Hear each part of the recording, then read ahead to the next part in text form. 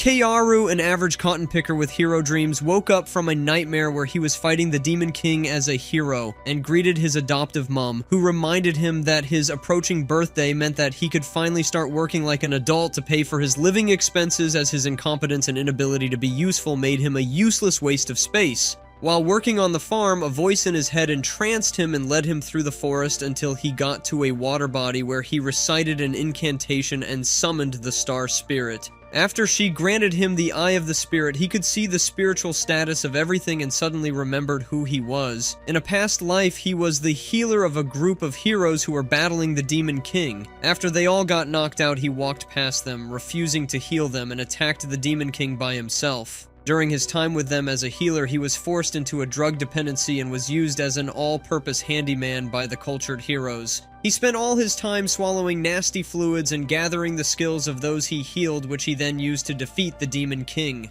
He eventually obtained the Philosopher's Stone from her heart and told the hero that he planned to use the stone to be reborn so he could take his revenge on them for all they did to him. And before she could stop him, he cast the spell, which turned back the planet by a couple of years. Soon his birthday came, and as expected, he was given the gift of a healer, so he started making preparations for his revenge by building an early resistance to drugs and narcotics, as well as toxic baddies worse than my ex. After some time, Flair Arl Grande Joral, the first princess of the Joral Kingdom, visited his village. She knew that a new hero had been granted a gift and came to claim him. After playing dumb, he said goodbye to his adoptive mother and left with the princess, who told him that he was to join them in saving the land. As they traveled through the capital city, he remembered how they had built it on the blood and tears of demi-humans, who they had then turned into slaves in the city. Once he got to the palace, he was officially dubbed a healer by the incredibly powerful king, who he knew would have to be absent before he could begin his plans. When he got settled in his chamber, the maids started to visit him for workout sessions, which helped them level up through his special fruit blend while he gained experience from them. One day, he was eventually summoned to heal a sword saint named Kuriha Clyret. As he restored her arm, all her pain and torment from the guy went through him in an instant and he collapsed. He knew it would hurt as he remembered doing it in the past life, so he stayed on the ground while the princess escorted the sword saint out and told the mage to use any means necessary to get the worthless Sakura light to do what he was meant for. On hearing this, he was happy that she was the same toxic piece of shit as in his past life, which meant that the plans he had for her would be well deserved. After waking up the next day, he told the mage and princess that he couldn't keep using his powers as they caused him too much pain. Flair tried convincing him, but he wouldn't budge as the pain was simply too much for him to bear, so she left after claiming to understand. In reality, she had already started introducing him to drugs. After she sent her maids to offer him a cup of tea that knocked him out, he woke up chained in a dungeon where a knight he recognized from his previous life knocked him out and left him to the sage that started to feed him with syrup. Over the following days, Flair sent him countless maids, all of whom wanted to take his special fluids and level up their magic. It was the perfect dream come true until the guys started to show up as well and turned him into a clapping toy that they brutalized on a daily basis. Even the princess came down at a point to play with her syrup-addicted dog. She made him bark and smashed his eggplant before letting him drink the syrup off the ground. Over the course of 6 months, he kept taking drugs and leveling up his skills by extracting experience from the heroes he healed. Once he got to the 6-month mark, she fed him the syrup again, but his drug resistance finally kicked in, and he regained his sanity. After she cracked the syrup jar on his head and left, he got on his feet and prepared to proceed with his revenge.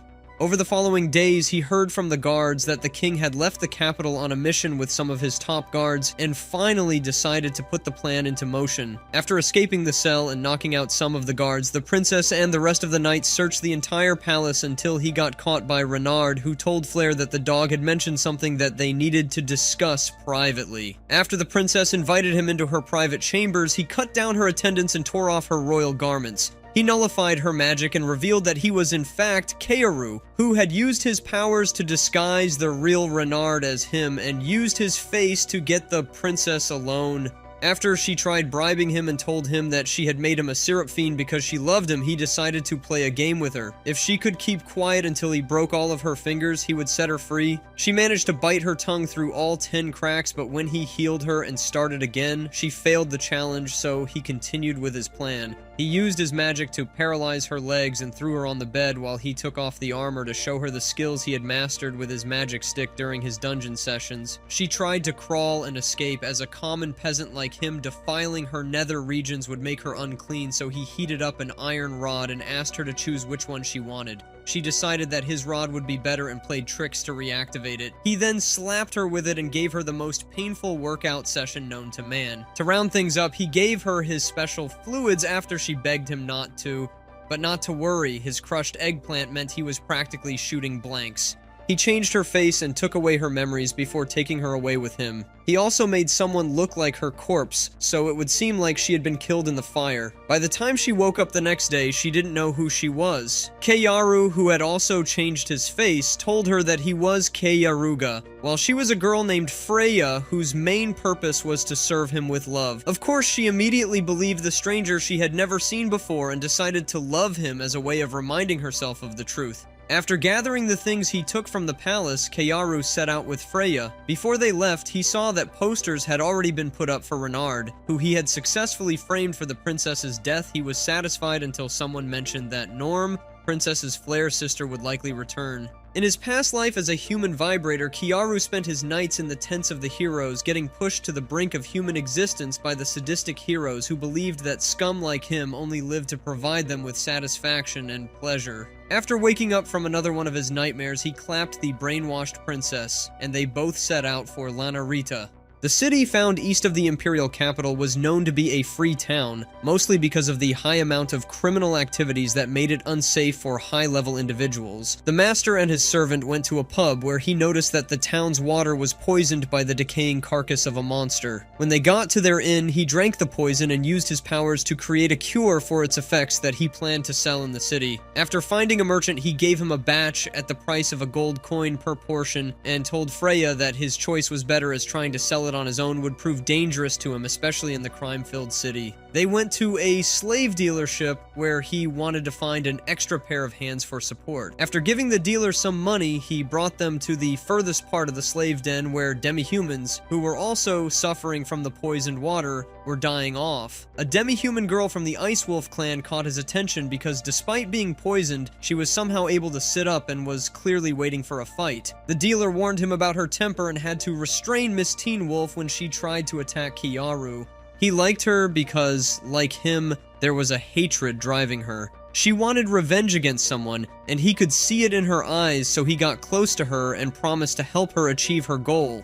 When she relaxed, he told the dealer to sell her to him. The dealer, who thought he was high on poison water, reminded him of their no-refund policy and released his new slave to him. Before they left the slave dealership, the owner told him to return if he preferred girls from the Wolf clan, as he was expecting a new shipment of slaves from the clan. At their inn, he healed her with his magic and administered his potion to her through oral fluid exchange. He then left her to rest while he and Freya went to meet the merchant, who had managed to earn a lot of money from their partnership. As they went back, he told her that he was surprised that the merchant didn't try to use force to get the recipe to the potion. When they got back to the inn, the girl was still asleep, so he looked through her memories and saw that when her clan got attacked by mercenaries, she tried fighting back but was too weak to defend her people. She watched as most of them were killed while the rest, including her, got sold off as slaves. The mercenaries, who were actually Imperial capital soldiers in disguise, found the location of their village after torturing some of them. This was where the slave shipment the dealer was talking about would come from.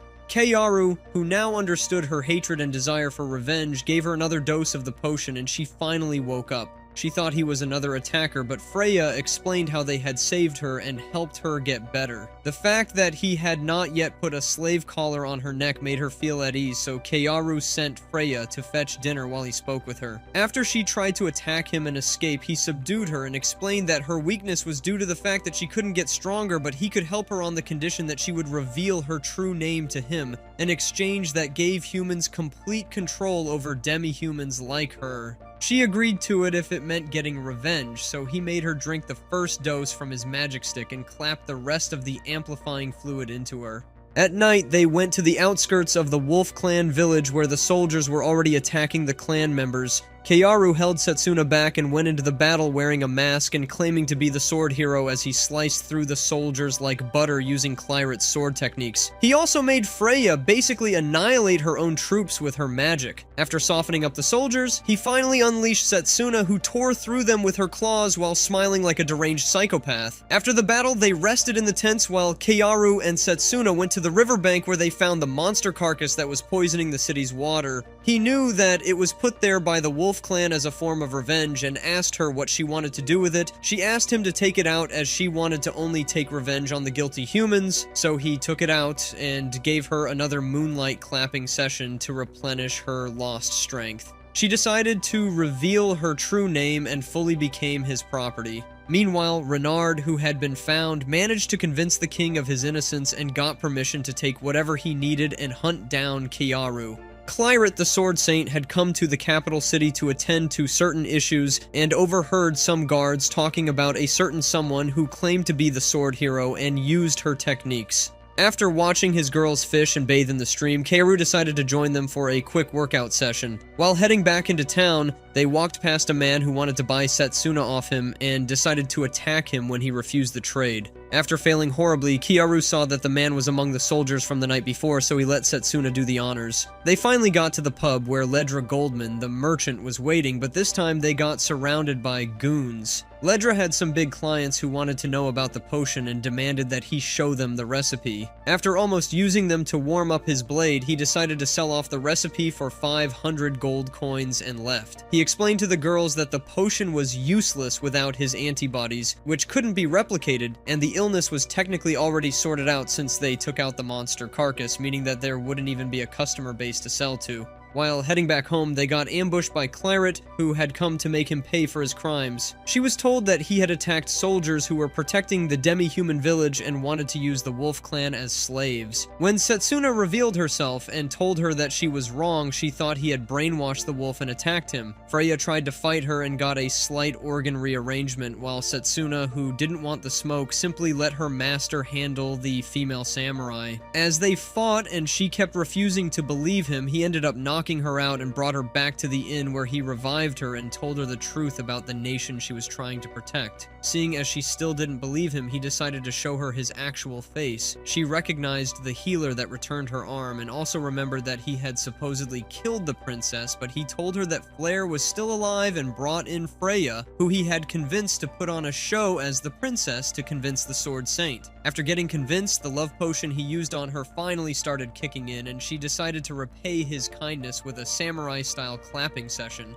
While they clapped, Renard was closing in on him and seemed to have a plan to capture the escaped healer. While Keiaru had breakfast with his steadily growing groupies, they heard commotion and went to check it out. It was Renard, and he was parading captives through the city while demanding information on Keiaru's location. Those captives were villagers from Keiaru's hometown, so he sent Clyrit to find out what exactly was going on. Renard, who was waiting for information, was getting impatient as he could feel that Keiaru was in the city. Meanwhile, Clyrit came back and explained that they had captured his people under the excuse of their village being a bunch of mushroom-eating nutjobs that influenced him into doing the things he did, so he took his cloak and went out to do something about it. He changed his face to one of the soldiers from the Ice Clan incident and pulled one of Renard's men into the alley. After getting the soldier a message to pass on to Renard, he found out that Renard had clapped his adoptive mom in front of the whole town. That night, Renard, who clearly roasted off some brain cells with his eye, went to an abandoned location where he expected to get information on Keiaru. After getting there, Keiaru revealed himself, but the soldiers couldn't do anything as he had filled the place with gas to knock them out. After looking through Renard's memories and figuring out what he did,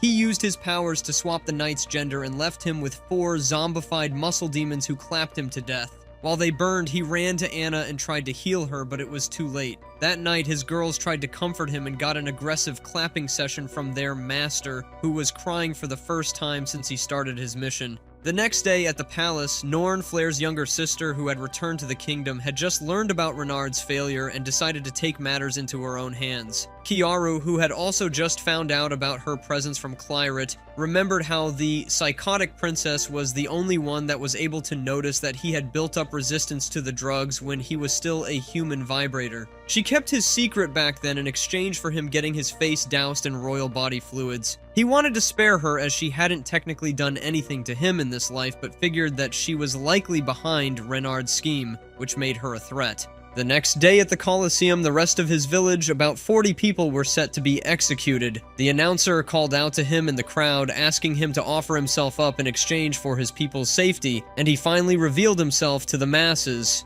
After he revealed himself to the people, Kaoru was asked to surrender himself in order to spare the lives of his people. As an incentive, they promised to bury him in a decorated cemetery as a way of applauding his self-sacrifice. The former vibrator, who was missing a few mental screws, approached the announcer and used some of the soldiers as an opening act. Thinking that he was still someone who could be reasoned with, the announcer tried telling him to surrender again, so Kaoru made his psychotic bloodlust clear by painting some parts of the ground with their organs. The soldiers started stabbing some of the village members in hopes that the deluded former vibrator would understand what blackmail was and submit to them. Instead of doing as they said for the sake of the people he once grew up with, he simply decided to trade people with the soldiers to see who would last longer.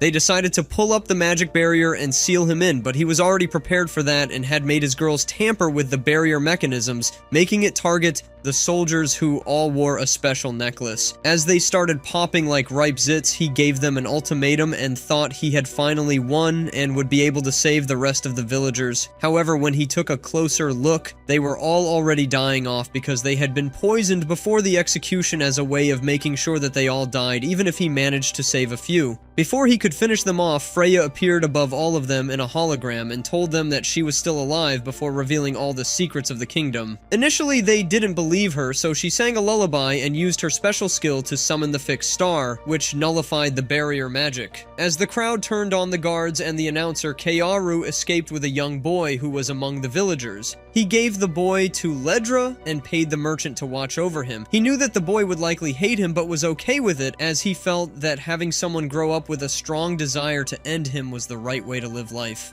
Before leaving the city with his girls, Claret, who was staying behind, told him about the royal capital's plans to carry out an expedition in the city of Bernica, but more importantly, the fact that Norn was going to be leading the expedition. As they began their journey to the city of Bernica, he explained to the girls that it was the only place where demons lived with humans freely. He was going there to find the demon king he saw in his past life. Meanwhile, Norn was finalizing the arrangements of their troops for the Bernica expedition while using her stepping stool named John to strengthen her calves. Kaoru and his girls camped out for the night and rested after an intense workout session. While his girls slept, he took a look at Freya's broken staff and started thinking of a way to get something strong enough to handle her magic. For heroes like her, divine armaments were the ultimate weapons that enhanced their powers. In his previous life, only his oppressors had divine armaments, so if he was going to get one, he had to find Blade and Bullet and take one of theirs. The next day, they finally got to the city and made their way to a pub where they ran into a demon and a human who were having a drink together.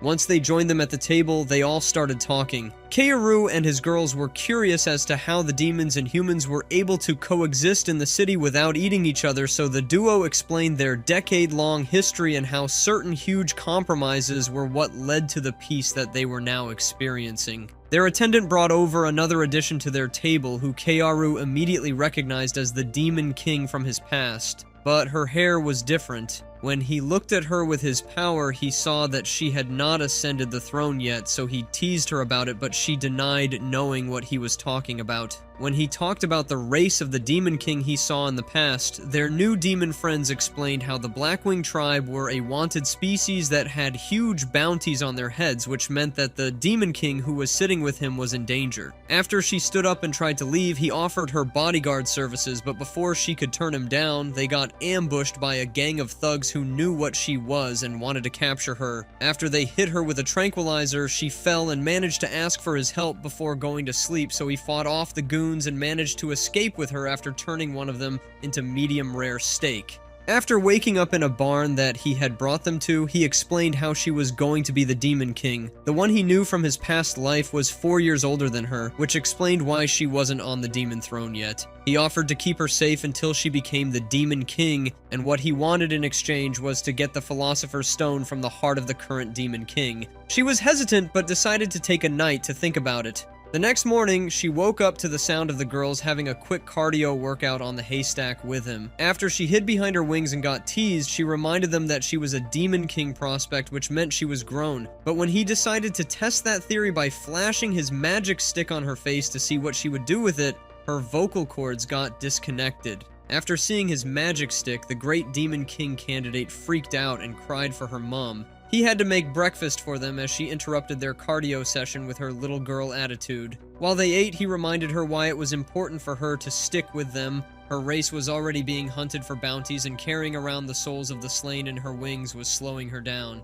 He needed her as he hated the war between humans and demons because it was pointless and was merely being used by the royals to gain profit. He told her that they would keep her safe in case what happened the previous night repeated itself, so she agreed to travel with them, but made it clear that her assets, which were probably already missing, were not his playthings. After breakfast, while cleaning their raptor, he asked her why she didn't have a personal monster. Her monster was known as a god. It was the divine bird of fatal disease named Caladrius. He wanted to go find and tame it immediately, but her big girl pants were missing, so she had to take a rain check on the demon bird hunt. Seeing as he had nothing else to do, he asked the girls to watch over the Demon King while he did a quick makeover and left to gather information on what happened the previous day. Once he got back to the pub, which no longer existed at that point, one of the goons charged him while riding a bull. He knew the former vibrator had changed his face and was able to find him through his creepshow smell, which remained the same. He managed to escape after cutting the bull with some pocket knives.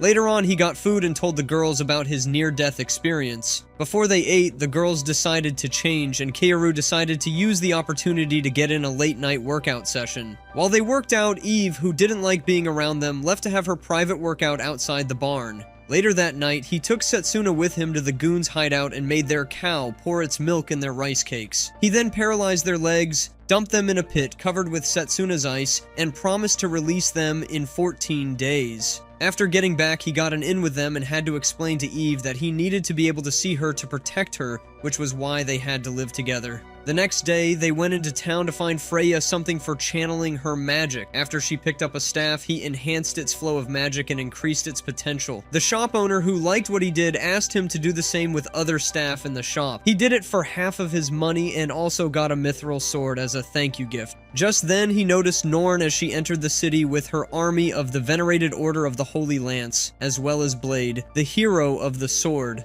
As he saw Blade and lost himself in murderous intent, he failed to notice Hawkeye, one of the three braves, who noticed him from where he was. As Norn walked through the city with her battalion, people who saw her started feeling uneasy as the presence of royalty in their small part of the globe never ended well. A girl who noticed Blade and seemed entranced by the sword hero. Later that night, she woke up chained to Blade's bed as the psychotic hero had drugged the girl and brought her to her house for a much-needed clapping session. The next day, the team had lunch where Carmen told them about his dream of opening a new shop in foreign lands and also told them about the girl who got violated by Blade. When they got back to the inn, Kiaru turned himself into a girl and made the girls apply makeup on him. After escaping the clutches of his girls, who became obsessed with his female version, he walked through the streets in his cuteness and attracted 3 thugs who wanted to grab his rice cakes. After thrashing them like rag dolls, he went to the bar where Blade usually drank and waited until she came through. After a lot of small talk, she tried to drug him, but he refused to drink it, so she forced it down his throat through oral fluid exchange. As she carried him home, she got attacked by the father of the girl she violated the previous day. When Blade flung Kiaru, who was meant to be passed out, into the air, he landed on his feet and knocked out the old man, who would have been chopped down to cubes if he kept trying to attack the sword hero with a butter knife. After she saw his skills, Blade pulled her sword and attacked him. After knocking him out again, she took him home and chained him to the bed. When he woke up, she got down to business and was about to take him to Pleasure Town when she felt something abnormal in the sacred spot. What she felt wasn't meant to be there. While she collapsed and threw up, he broke free and dangled his magic stick in her face. She tried getting to her sword to cut down the abomination that stood before her, but the poison from his shoe blade knocked her out. Blade woke up on a stage and her legs were still not working, so her attempt to reach him and his sword was useless. Kiaru pulled down the stage curtains and revealed another set of zombified muscle demons, then took his seat. He told her that she would survive the night if she could play his game. The muscle demons were enchanted by a potion that made them extremely hungry for a specific type of meat. The only way she would avoid being their dinner was if she could distract them and make them desire something else. The Creepshow Samurai immediately understood the message and tried to put on the best show for the hungry demons. Seeing as they were still men, they easily got into the clapping spirit and gave the hero what she was asking for. But to survive and not end up like the steak Kiaru was eating, she had to keep it up for the whole night. As she managed to get into the second one with minimal missing body parts, he decided to add some spice to her experience and turned himself into Flare. Seeing her idol and goddess in her lowest, most disgusting moments made the sword hero lose every ounce of hope she had left, so she simply submitted to the demons and became their midnight snack. The next day, Kiaru met with Carmen to get the profits from his potion sales. As he talked with his new friend, Hawkeye suddenly showed up. He confirmed Kiaru's suspicions by claiming that he saw him spying when they first got to the city and asked him who he was. Kiaru claimed to be a simple alchemist who liked to travel and turned down the legendary archer's job offer. Hawkeye left after buying a batch of potions, and Kiaru, who stayed ready throughout their whole conversation, finally relaxed. Setsuna, who felt the archer's aura, told Kiaru about it, and he was proud of her for being able to sense it. After seeing Hawkeye, Kiaru decided that he needed to get his divine armament. He originally wanted to wait, but decided that the only way to win against the Green Arrow wannabe was to get enhanced. So he activated it and forged the sacred armor, Georges, which gave him immortality from any attacks that weren't instant kill hits. Feeling excited, he went to meet his girls for a very intense clapping session. After she learned of Blade's disappearance, Norn decided to kick off their expedition. She brought out the entire army and surrounded the people of the city. She had sent instigators into the crowds as well. In true capital city fashion, she claimed that the demons were deceiving the people of the city and using them for their own gains. The people who didn't understand what she was saying murmured amongst themselves and started rioting when the instigators that posed as civilians started attacking the soldiers. Using the commotion to her advantage, she claimed that the demons had brainwashed the humans and asked her knights to end all of the people in the city. Kiaru, who was watching, refused to interfere until he saw Carmen get killed. After running to his friend and finding him dead, he started moving like a maxed out PUBG character and sliced through the soldiers like they were meaningless NPCs. His activities reached the ears of the princess just as Freya started another holographic pep talk. This time, she told them to put the spears and swords down and reminded them about how peaceful the city was before Norn decided to use it as her life-sized princess tea party. While she spoke to them, Norn started to put two and two together. The Flare she knew was more diabolical and sadistic than her. As a matter of fact, she had learned everything she knew from her psychotic older sister. Listening to the nonsense she was saying convinced her that the person speaking wasn't her sister. She had been manipulated, and she figured that it was likely Kiaru, who must have also been the mysterious samurai that was annihilating their troops. Kiaru, who was behind the door waiting for her to say that, made his dramatic entry but couldn't complete it as Mr. Wannabe Green Arrow stopped him. He tried taking him down and got hit enough times to have been turned into shredded beef, but he was luckily surviving thanks to his sacred armor that kept healing him. After he somehow managed to use it to deteriorate Hawkeye, he sucker punched the princess and kidnapped her. She woke up chained to the bed in an underground cellar. When he explained how her actions caused the death of his friend who had dreams he wanted to fulfill, she made it seem like Carmen's life was meaningless and nearly got sent to Valhalla when he tried to choke her to death. As with his previous conquests, he promised her freedom if she could survive his game, and she happily accepted, so he brought out the big guns. Flare was in a dog costume barking and crawled to her master, who commanded her to play with Norn's nether regions. If Norn could resist her sister's cuteness till morning without getting excited, she would go free. His previous enemies all put up a fight and at least made it past the first round. Norn didn't last 5 seconds. He removed her chains and reunited the sisters through his master claps. After that, he rewrote Norn's identity and made her into Elle, his long-lost little sister who had finally found her brother that she had a delusional level of love for. The next day, Clyret had come to check on him, so he used the opportunity to have a combined workout session with his groupies. At the palace, the king, who had now lost both of his daughters to a madman's fantasy dreams, called on Bullet, the steroid-pumping man-lover, as a last resort. The psychotic gym bro was extremely excited to chase after his precious Kiaru again and sprayed his mayonnaise over Kiaru's pictures in excitement. Meanwhile, the Rizzmaster went to see Carman at the cemetery and got a gift from the demon and human he saved during Norn's rampage. He thought he was going soft, but remembered his hatred for Bullet and joined his girls as they set out to continue helping him get his revenge.